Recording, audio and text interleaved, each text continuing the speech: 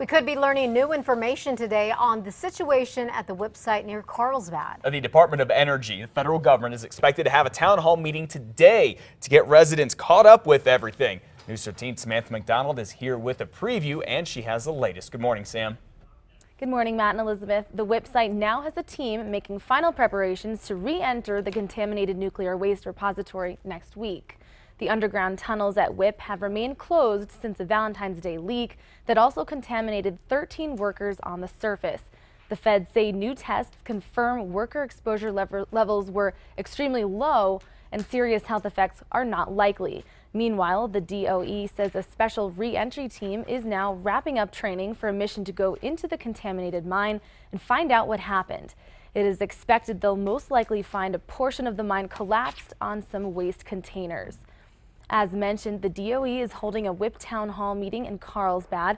It's at 5:30 p.m. at the Walter Gerrels Performing Arts Center.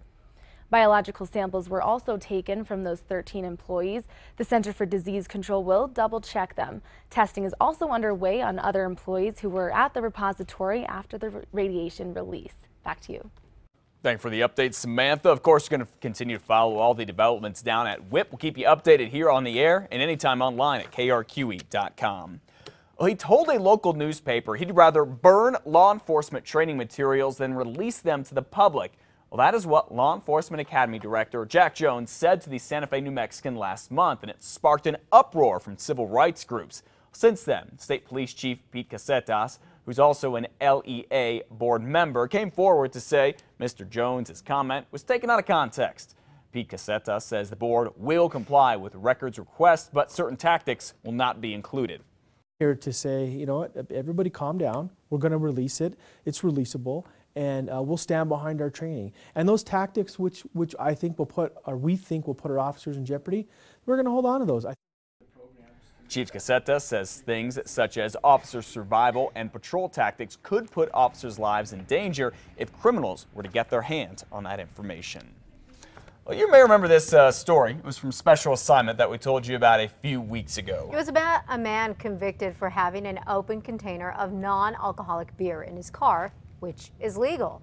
When Gary Southern figured out the law was on his side, the statute of limitations ran out on or to appeal the matter. He vowed to unseat the Tucumcari judge that convicted him. Now the votes are in, and Judge Joe Dominguez won by a landslide, 471 votes to Southern's 85. Southern said he's had enough and plans to move. Hey, you know what he was before we voted for him, so live with him, and because I'll be gone. All right, 6 plaintiffs recently settled a civil lawsuit against Dominguez and the city, complaining of civil rights violations ranging from denying them due process to charging people for jail time. Dominguez denies any wrongdoing and says he's glad he's been reelected. Albuquerque police want to talk to a man in reference to a string of strange squirt gun incidents involving young girls in Albuquerque. Take a good look at this picture here. Officers say that they want to talk to this guy about what's happening along Eubank in the Northeast Heights.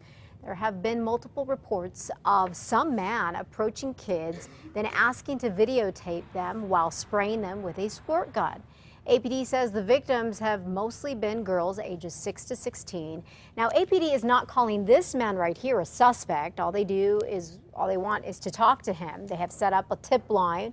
That number is 505-659-6686. Today, Governor Susana Martinez is expected to talk about new jobs at 5 companies and another company that is expected to create about 20 jobs in New Mexico. The governor will sign off on legislation that will make that all happen. She'll do that around 10 o'clock this morning down in Santa Teresa. Well, this could be some good news for the state's lottery scholarships. Ticket sales are expected to soar this year, giving the scholarship fund millions of dollars, possibly tens of millions. Lottery says it expects ticket sales to reach $135 million, which is almost $4 million higher than it originally predicted. In a game of numbers, this would provide $40.6 million for the scholarship program.